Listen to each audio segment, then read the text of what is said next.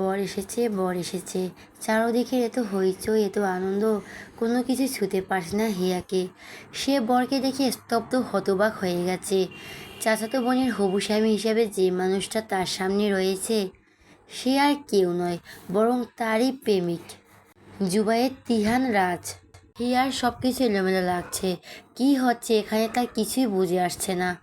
আজ তো তাকে সারপ্রাইজ দেওয়ার কথা ছিল রাজের, তাহলে এটাই কি সেই সারপ্রাইজ? হিয়ার ভেতরটা দুর্মে মুচড়ে ভেঙে যাচ্ছে। নিজের চোখকে সে বিশ্বাস করতে পারছে না। হিয়াকে ঠেলে ঠুলে লোকজন বর দেখতে এগিয়ে যাচ্ছে, এসবে তার কিছুই যায় আসছে না। সে তো ব্যস্ত চাচাতো বোনের হবু স্বামীকে দেখতে। চোখের সামনে দেখা এত বড় সত্য তার কিছুতেই বিশ্বাস হচ্ছে না। হিয়ার মন বারবারই বলছে পৃথিবীতে একই চেহারার 7জন মানুষ আছে, এও নিশ্চিত রাজের মতো দেখতে কেউ। তার আর রাজের 3 বছরের সম্পর্ক, সেই সম্পর্ক ভেঙে দিয়ে রাজ কিছুতেই বিয়ে করতে পারে না, আর তাও আবার তারই কাজিনকে। এ হতেই পারে না। হিয়ার মন এত সব অজুহাত দিলেও বাস্তবতা ভীষণ নিষ্ঠুর। হিয়া বুঝতে পারছে না কিছুই। সে একদৃষ্টিতে দেখতে লাগলো রাজকে। আসলে কি এই রাজ তার ভালোবাসার মানুষ, নাকি অন্য কেউ?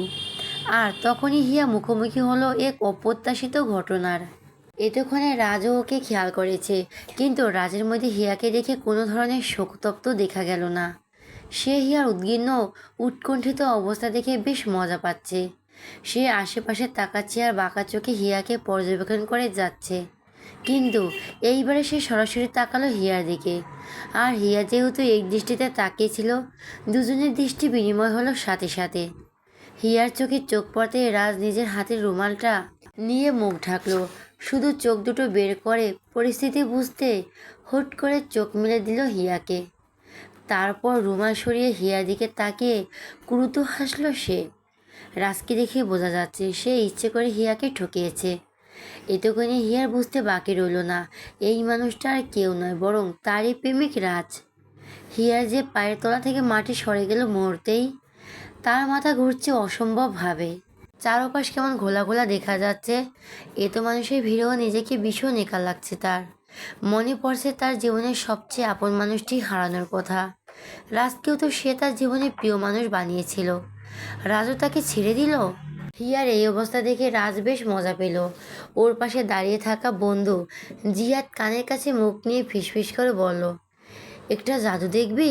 জিয়াদ বুঝতে পারল না রাজের কথার অর্থ, কেননা সে এখনো হিয়াকে দেখেনি।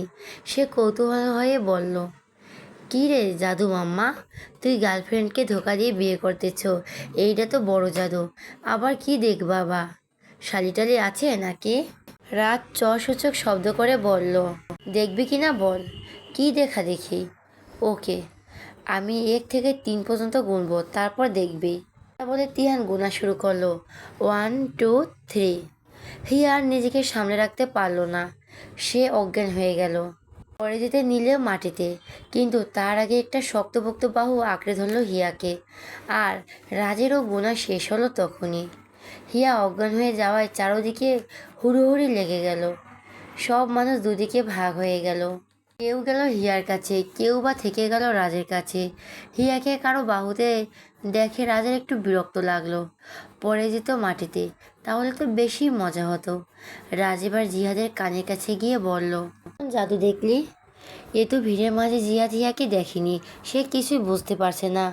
রাজ বলা মাত্রই ওখানে কি হলো? কি অসুস্থ হয়ে পড়লো? মামা কাহিনী কি, খুলে বল সব। রাজ ভীষণ ভাবের সহিত পাঞ্জাবির কলারটা ঠিক করে বলল, ওটা হিয়া, আমার পেয়ারের গার্লফ্রেন্ড হিয়া, আমাদের জুনিয়র আরশিয়া জাহান হিয়া।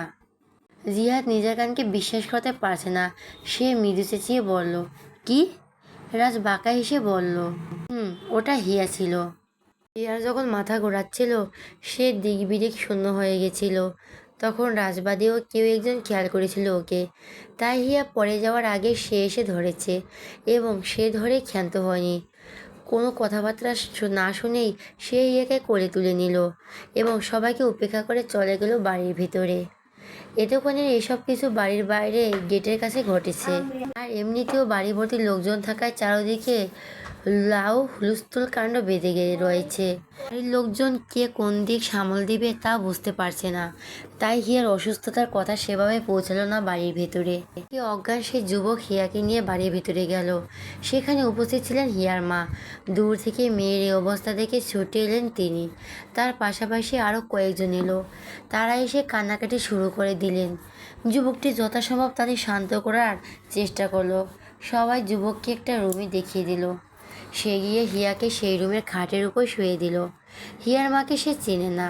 সে বলল, উনি কে আমি জানি না। ওখানে ভিড়ের মধ্যে মাথা ঘুরে পড়ে গেছে। ওখানে এমনিতেই অনেক ভিড় ছিল, তাই বাড়ির ভেতর নিয়ে এলাম। হিয়ার মা হেলেনা কাঁদতে কাঁদতে বলেন, ও আমার মেয়ে, আমার হিয়া।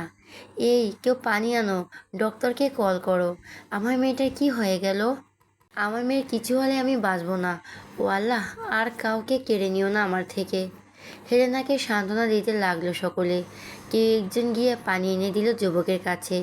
সে হিয়ার মাকে বলল, আন্টি আপনি ভেঙে পড়বেন না, আন্টি আপনি ভেঙে পড়বেন না, ওনার কিছুই হবে না। এত মানুষের মাঝে এত ভারী সাজে হয়তো সামলাতে পারিনি। আর তাছাড়া যে গরম পড়েছে, তাতে যে কারোরই সমস্যা হতে পারে। এটা বলে ছেলেটি গিলাস থেকে পানি নিয়ে হিয়ার চোখে মুখে ছিটিয়ে দিল।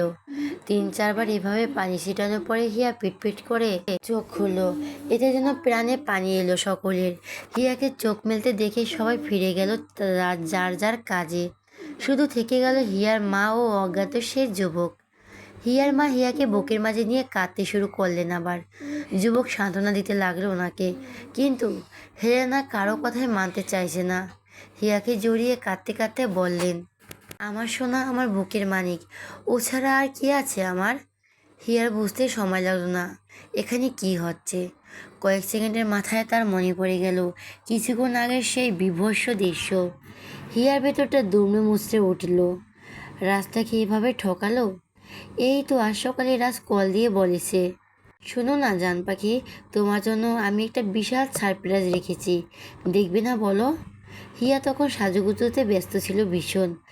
এমনিতেই তো আজকে ওর সময় থাকার কথা নয়, কিন্তু হিয়া রাজের মুখে সারপ্রাইজের কথা শুনে সব কাজ সাইডে রেখে বলেছিল, আজ তোমার কাজিনের বিয়ে, তবু আমি চেষ্টা করবো তোমার সাথে দেখা করার। আরে আরে, দেখা করার দরকার নেই, সারপ্রাইজ নিজেই চলে যাবে তোমার কাছে। হিয়া তখন বুঝতে পারেনি সারপ্রাইজ হিসাবে শয়তানটা এই প্ল্যান করে রেখেছিল। হিয়া জানে না তাকে এভাবে কেন ঠকানো হলো। হিয়ার চোখের সামনে ভাসতে লাগলো তার আর রাজের কাটানো মুহূর্তগুলো, আর একটু আগে দেখা দৃশ্যগুলো। হেলেনা তখনও হিয়াকে জড়িয়ে ধরে কাঁদছেন। হিয়া আর তার ভেতরে যন্ত্রণা সহ্য করতে পারল না। সে মাকে জড়িয়ে ধরে কেঁদে উঠল আর বিলাপ করতে লাগলো, মা, আমাদের সাথে কেন এমন হয়? কেন হয় এমন? হিয়ার মা বুঝতে পারলেন না হিয়া এসব কেন বলছে। সে নিজেদেরকে যত সম্ভব শান্ত করে বললেন, কি হয়েছে মা? কেউ বকেছে? ওখানে কি হয়েছিল? এখন কি বলবে হিয়া?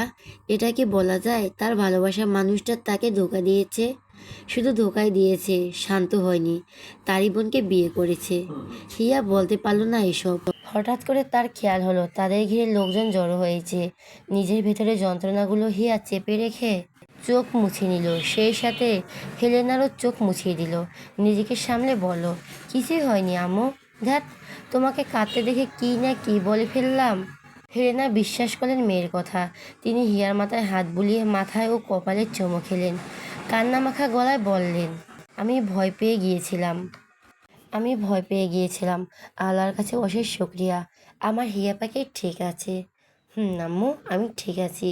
এইবার শান্ত হ প্লিজ। মা মেয়ের কথাবার্তার মাঝে তাদের হঠাৎ খেয়াল হলো সামনে অপরিচিত একটা ছেলে বসে আছে। হেলেনা তো জানেন এই ছেলেটা তার মেয়েকে এখানে এনেছেন। তিনি হিয়াকে সরিয়ে সামনের দিকে ঘুরে বসলেন। হিয়াও তাকালো যুবকের দিকে। হেলেনা এইবার খেয়াল করে দেখলেন তাদের আত্মীয় স্বজন কেউ না। তাহলে কি বরযাত্রী কেউ?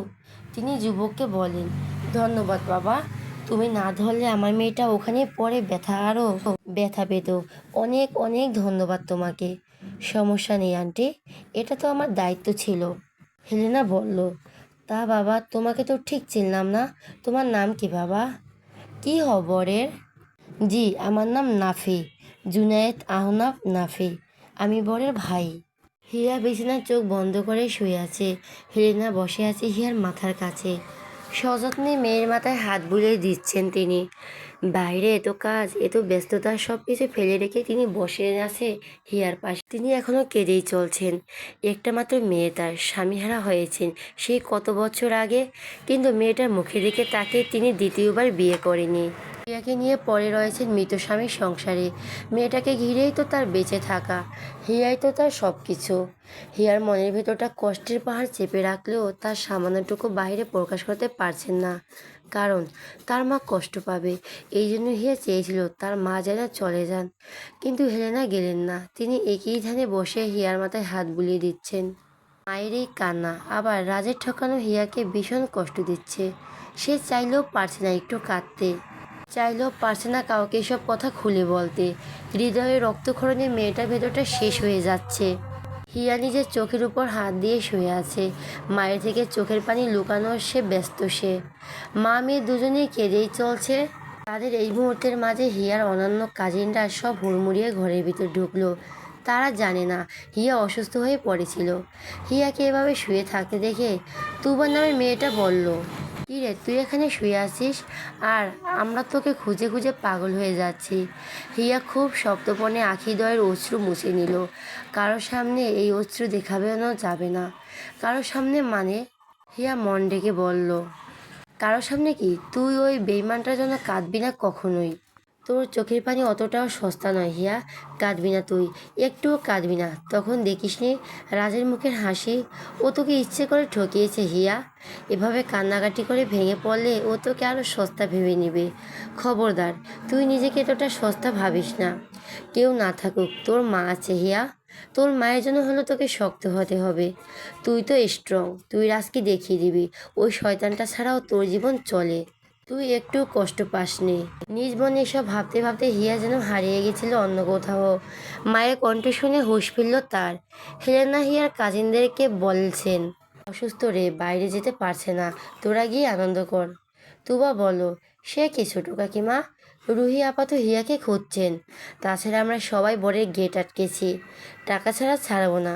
হিয়ার সাথে তো আমাদের আরও প্ল্যান রয়েছে। কি হবে এখন? তোরাই সব করেনি মা, ও অসুস্থ, যেতে পারবে না।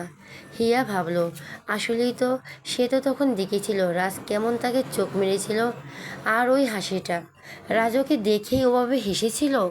এ প্রমাণ হয় রাজ সব কিছু ইচ্ছে করেই করেছে। এমনকি সে একটু অনুতপ্ত নয়।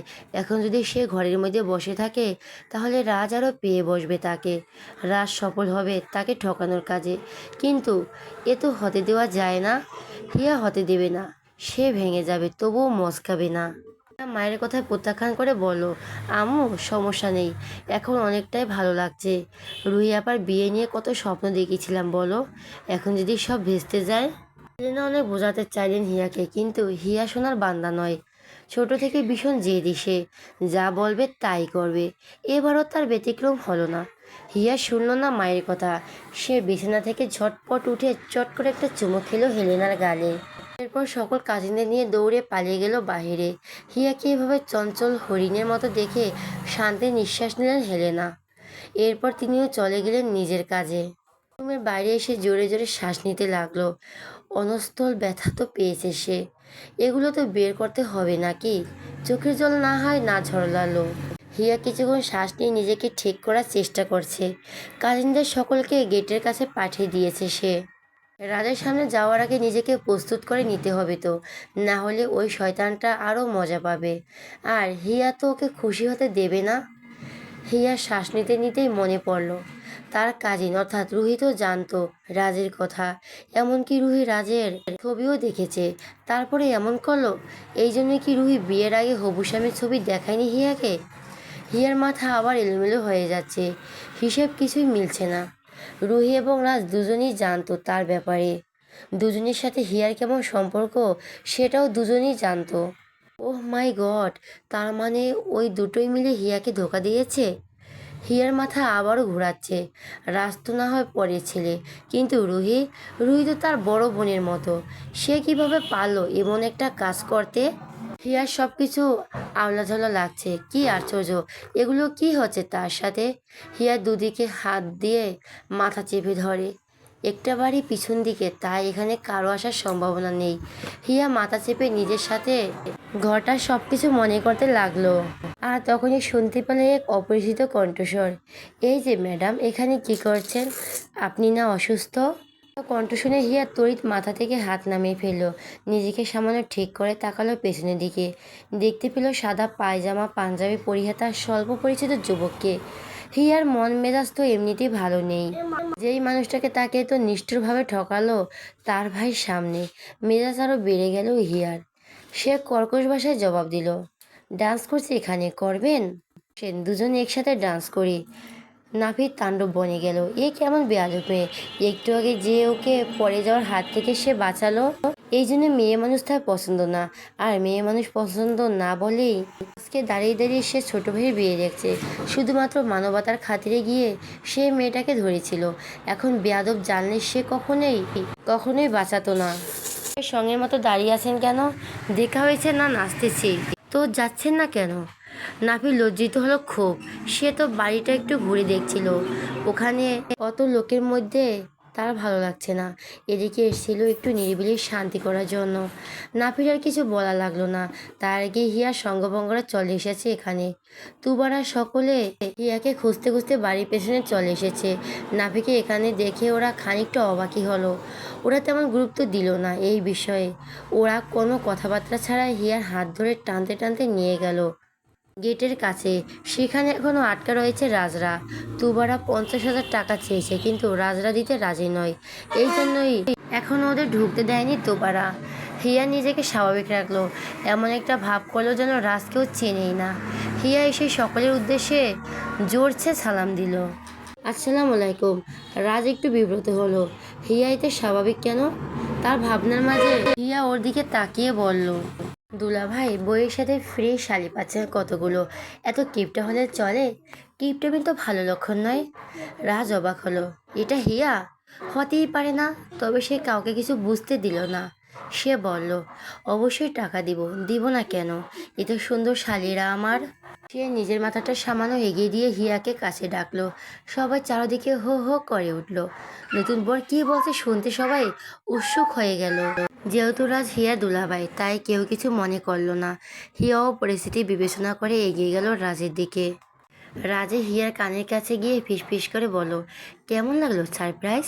এটা পছন্দ না হলে আরও আছে সামনে। No tension. হিয়া ও রাজের কানের কাছে গিয়ে বলল, তোর মুখে ঝাঁটা মারি বাস্টার্ড। কোনো রকম বাধা বিপত্তি ছাড়াই হয়ে গেল রাজ ও রুহির বিয়ে। ওরা দুজন এখন স্টেজে বসে মেহমানদের সঙ্গে পরিচিত হচ্ছে। হিয়া একদম পেছনের সারিতে দাঁড়িয়ে দেখা গেল সবটা। রাজ ও রুহির মুখ থেকে হাসি যেন সরছেই না। কত সুন্দর হাস্যোজ্জ্বল মুখে রয়েছে দুজন। দেখে মনে হচ্ছে রাজ ও রুহির বা জানা কত বছরের সম্পর্ক। কত সুন্দর হাস্যোজ্জ্বল মুখে রয়েছে দুজন। দেখে মনে হচ্ছে রাজ ও রুহির বা জানি কত বছরের সম্পর্ক।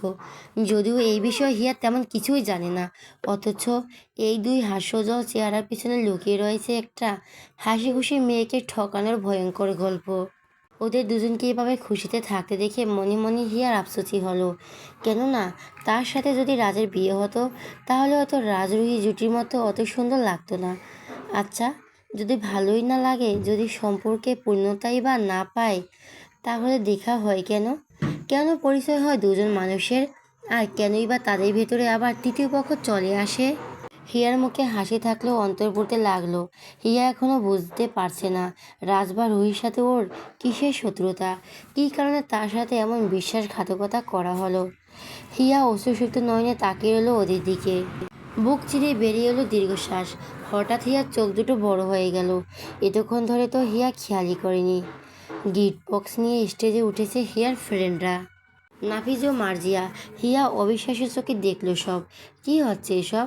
নাফিজ ও মার্জিয়া রুহির হাতে গিফট দিয়ে কতক্ষণ দাঁড়িয়ে হাসি ঠাট্টা করলো।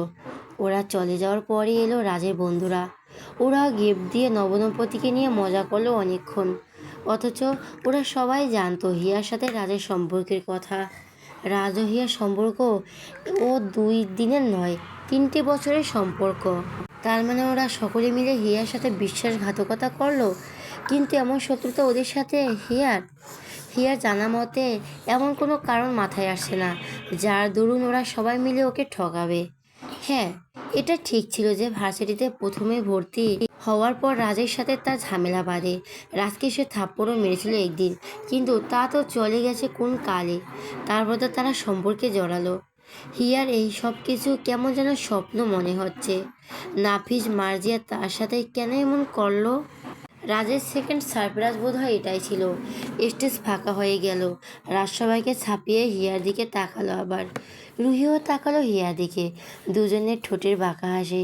তবে রুহি থেকে রাজের হাসিটা আরও প্রকাশ্য। হিয়া ওদের দিকে তাকিয়েছিল, তাই দেখতে পেল এসব। হিয়া তো জানে এই হাসির কারণ কি। তাকে আঘাত করার জন্যই তো, তাই না? এমন ঠুকনো কারণে হিয়া আঘাত পাবে না, কিছুতেই না।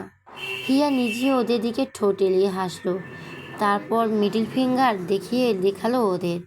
এসব দেখে কেসে উঠল রুহি। রাজ দ্রুত চোখ সরিয়ে নিয়ে অন্যদিকে ফেলল। কি ডেঞ্জারাস মেয়ে রে বাবা! রাজও রুহি ছাড়াও অন্য একজন খেয়াল করলো হিয়ার দিকে, এবং এই বিষয়টা তারও নজর এড়ালো না। গ্রাম বাংলার নিয়ম আছে, নতুন বউয়ের সাথে শ্বশুরবাড়িতে তার পরিবারে কেউ যায়। রুহির সাথে যাওয়ার কথা ছিল রুহির নানির, কিন্তু তিনি বয়স্ক মানুষ, হঠাৎ করে অসুস্থ হয়ে পর যাওয়ায় যেতে পারছেন না। তাই রুহি বায়না ধরেছিল তার সাথে যেন হিয়া ও তুবা যায়। হিয়া তখন তো আরও জানতো না রুহির স্বামী কে হবে। এখন যখন কন্যা বিদায়ের পর্ব এলো, তখন তো হিয়া কিছুতেই যাবে না, যাওয়ার কোনো প্রশ্নই আসে না। হিয়া ঠিক বুঝতে পারছে রুহি ইচ্ছে করে তাকে নিতে চাচ্ছে। এসব জেনে বুঝেই মেয়েটা সবার সামনে এমন কান্নাকাটি করলো যে হিয়াকে বাধ্য হয়ে যেতেই হবে। হেলেনা চাইছিলেন না হিয়া যাক, কেননা মেয়েটার শরীর এমনিতেই ভালো নেই। ওখানে গিয়ে কোথায় কি করবে না করবে তার ঠিক নেই, নিজের খেয়াল রাখবে না। এই জন্য তিনি রুহিকে বোঝাতে চাইলেন। বিদায়ের আগে কাঁদতে কাঁদতে অস্থির হয়ে পড়ছে সে, তাই হেলেনা আর কিছু বলতেও পারলেন না। ওদিকে সবাই হিয়া ও তুবাকে তাড়া দিতে লাগলো, তারা যেন দ্রুতই সব গুছিয়ে নিয়ে আসে। না চাইতেও হিয়াকে যেতে হলো গোছাতে। তার পরনে তখন ছিল একটা খয়েরি শাড়ি। গোলগাল সুন্দর চেহারা মেয়েটাকে এই শাড়িতে বেশ ভালোই লাগছে। হিয়া হয়েছে তার মায়ের ফটোকপি। হেলেনাও ভীষণ সুন্দর দেখতে, আর হিয়াও সেই রকম। টানা টানা হরিণীর চোখ, খাড়া নাক, গোলাপি পাপড়ির মতো ঠোঁট, কোমল ছাড়ানো ঘন কালো চুল। হিয়া ছোট থাকতে নাকি সকলেই ওকে গোলাপের সাথে তুলনা করত। সব মিলিয়ে মেয়েটা অসম্ভব সুন্দর। হিয়াও তুবার চটজলদি কিছু কাপড় ও প্রয়োজনীয় জিনিসপত্র নিয়ে বের হলো। তবে তারা আসার আগেই রুহিকে অন্য গাড়িতে নিয়ে চলে গেছে বরযাত্রীরা। রুহি কাঁদতে কাঁদতে অজ্ঞান হয়ে গিয়েছে, তার জন্য রুহিকে আগে নিয়ে যাওয়া হয়েছে। হিয়ারা যাবে রাজের বউ ভাই নাফির গাড়িতে। এসব দেখে হিয়া নাক ছিটকালো, কিন্তু যেহেতু রুহি বলে গেছে তাই বাড়ির সকলে জোরাজুরিতে তাকে যেতে হলো। নাফির সাথে আরও একটা ছেলে রয়েছে, তার নাম তাসরিক। নাফি ড্রাইভ করছে, তাসরিক তার পাশের সিটে বসেছে, আর হিয়া ও তুবা বসেছে পেছনে। সবার থেকে বিদায় নিয়ে নাফি গাড়ি স্টার্ট করলো। হিয়ারা যেহেতু ওদের বেআইন হয়, তাই তাসরিক বলল, বেআইনরা কিন্তু আগুন, আমাদেরকে তো জ্বালিয়ে পুড়িয়ে দিচ্ছেন। তুবা হেসে উঠল তাসরিকের কথায়, কিন্তু হিয়া চসূচক শব্দ করলো বিরক্তিতে। বর্তমানে সে গোটা দুনিয়ার উপরেই বিরক্ত। নিজে জ্বালায় সে বাড়ছে না, আর আসছে ফাউল আলাপ নিয়ে। অসহ্য। তাই নাকি? তো এখন উপায়? তুবা বলো তাসরিককে। এই কথায় যেন সুযোগ পেয়ে গেল তাসরিক। সে বলো, যে জ্বালাতে পারে সে নেভাতেও পারে, শুধু উপায়টা জানতে হবে, বুঝলেন? যাই হোক, আমার ডায়াবেটিস আছে, বুঝলেন? এখানে ডায়াবেটিস আসলে কোথা থেকে, আর আগুন নেভানোর বা কী উপায়? আপনি যে মিষ্টি মিষ্টি না থাকলে নিশ্চিত খেয়ে ফেলতাম। হিয়া শব্দ করে হেসে উঠল, আর তুবা কেসে উঠল। তাসরিক মুচকি হেসে আবারও বলল, আগুনের ব্যাপারটা বলি।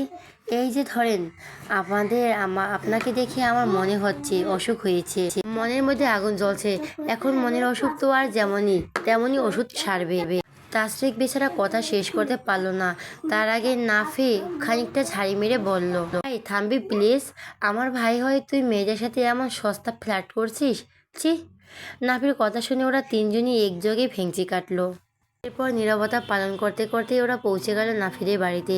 রুহি তখন একটা রুমে বসে আছে, তাকে ঘিরে রয়েছে এবারই সমস্ত আত্মীয় স্বজন। রুহি ও তুবা পৌঁছালো, ওদের সাময়িকভাবে নাস্তা পানি খেতে দেওয়া হয়, তারপর নিয়ে যাওয়া হয় রুহির কাছে। হিয়া ভালো থাকলেও রুহির সামনে আসার পরেই হিয়ার হৃৎপিণ্ড কাঁপতে লাগলো। রুহিকে মাঝখানে বসিয়ে হিয়া ও তুবা বসলো রুহির দুই পাশে। মানুষ আসছে যাচ্ছে বিরামহীনভাবে, কমার নামই নেই। যদি দেখার দরকার হয় সবাই একেবারে এসে দেখে যাক, বারবার আসার কি দরকার? আশ্চর্য। প্রায় 1.5-2 ঘন্টা ওরা বসেই থাকলো। এরপর লোকজন একটু কমতেই শুরু করলো। তখন রুমে শুধুমাত্র ওরা 3 বোন, আর কাকতালীয়ভাবে তুবার তখনই ওয়াশরুমে যেতে হবে। ও ঘর ফাঁকা দেখে দৌড়ালো ওয়াশরুমে। হিয়া বিয়ের পর থেকে রুহির সাথে এই পর্যন্ত একটা কথাও বলেনি, আর বলার ইচ্ছেও নেই। যদি পরিবেশ বিবেচনা বলতেই হয়, সেটা হবে শুধুমাত্র লোক দেখানোর জন্য।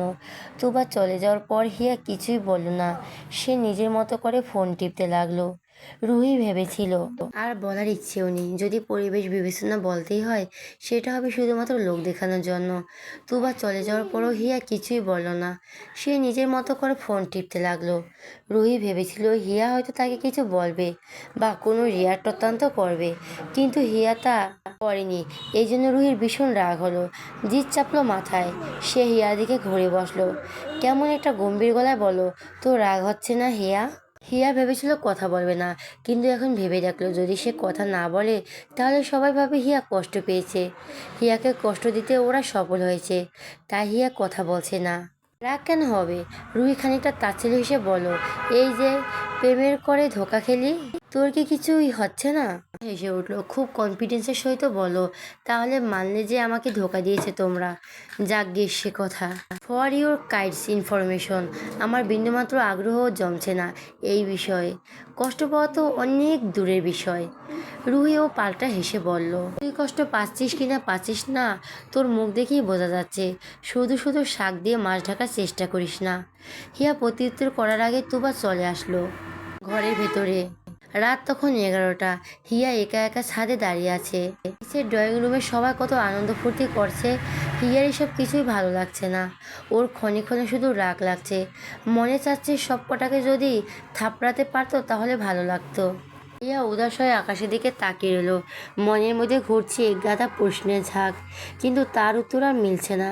হিয়া ঠিক করলো সুযোগ বুঝে রুহির কাছে সে জিজ্ঞেস করবে, কিন্তু পরক্ষণেই আটকে উঠল। আরেক মনে বলল, তুই কেন জিজ্ঞেস করবি? নিজেকে তুই এতটা শক্ত বানা যাতে ওরা নিজেরা এসে সবটা এক্সপ্লেন করে। হিয়ার মনে দ্বিতীয় কথাটা শুনলে ঠিক করলো ওদের থেকে রিভেঞ্জ নেবে। হিয়া যদি ভালো থাকে সেটাই হবে সবচেয়ে বড় প্রতিশোধ। কিন্তু না, ওরা শুধুমাত্র হিয়াকে কষ্ট দিতে এই 3 বছর ধরে এমন প্ল্যান সাজিয়েছে। হিয়ার এসব ভাবনার মাঝে কেউ একজন বলে উঠল, রাজের সাথে কি সম্পর্ক তোমার? হিয়ার পেছনে তাকিয়ে দেখতে পেল নাফি দাঁড়িয়ে আছে, প্রশ্নবোধক চাহনিতে গম্ভীর মুখে তাকিয়ে আছে। হিয়া ভুরু কুঁচকে ফেলল। এই লোক আবার এই প্রশ্ন কেন করছে? আবার কিছু জেনে গেল না তো? আর গেলেই বাকি, হিয়ার কিছুই যায় আসে না। হিয়া বলো, এই প্রশ্ন কেন? নাফি এগিয়ে এলো হিয়ার দিকে, বলো, আমি সেই শুরু থেকে খেয়াল করছি কিছু তো একটা আছেই, সেটা এক্সপ্লেন করো আমার কাছে। হিয়া কোমরে হাত বেঁধে আরও এগিয়ে গেল নাফির দিকে, বলল, তো আপনার ভাইয়ের কাছে জিজ্ঞেস করেন না, আমার কাছে কেন বলছেন? নাফিও এগিয়ে গেল হিয়ার সামনে। একদম মুখোমুখি হয়ে গেছে তারা। হিয়ার তেরা কথা নাফিরও মেজাজ খারাপ হলো। সে হিয়ার মুখের সামনে আঙুল তুলে বলল, শোনো, তোমাদের মতো মেয়েদের না আমরা একটু বিশ্বাস নেই। হ্যাঁ, আমি জিজ্ঞেস করতাম রাজের কাছে, কিন্তু বাড়িতে নতুন বউ, মানে তোমার বোন এসেছে। আমি এখন কোনো ধরনের সিনক্রেট চাইছি না। আর হ্যাঁ, তোমাকে তো সাবধান করে দিচ্ছি, রাজ বা রুহির মাঝখানে যেন তোমাকে না দেখা যায়। হিয়া শব্দ করে হেসে উঠল। রাজের আঙ্গুল ধীরে ধীরে সরিয়ে দিয়ে বলল, এই কথা আমাকে না বলে আপনার ভাইকেই বলুন মিস্টার, সেটাই আরও কাজে দেবে। এত বেশি পটপট করো কেন তুমি? সমস্যা কি তোমার? তোমাকে কি ছোটবেলায় মধু খাওয়ায়নি কেউ? আমাকে মধুর বদলে করলা জুস খাওয়াইছে, কোনো সমস্যা আপনার? আর কোনো কথা না বলে নিজের সামনে চুলগুলো সরিয়ে চলে হাঁটা ধরলো নিচের দিকে। মেয়েটা খেয়ালও করলো না চুল সরানোর সময় সেগুলো নাফির মুখে বাড়ি খেয়েছে। রিয়া চলে যাওয়ার পর নাফি বিরক্তিতে অসূচক শব্দ করলো, এই মেয়েগুলো তো ঢঙ্গি কেন সে বুঝতে পারে না। আশ্চর্য, চুলগুলো তো এমনিতেই সরানো যায়, এভাবে ঢং করার মানে কি?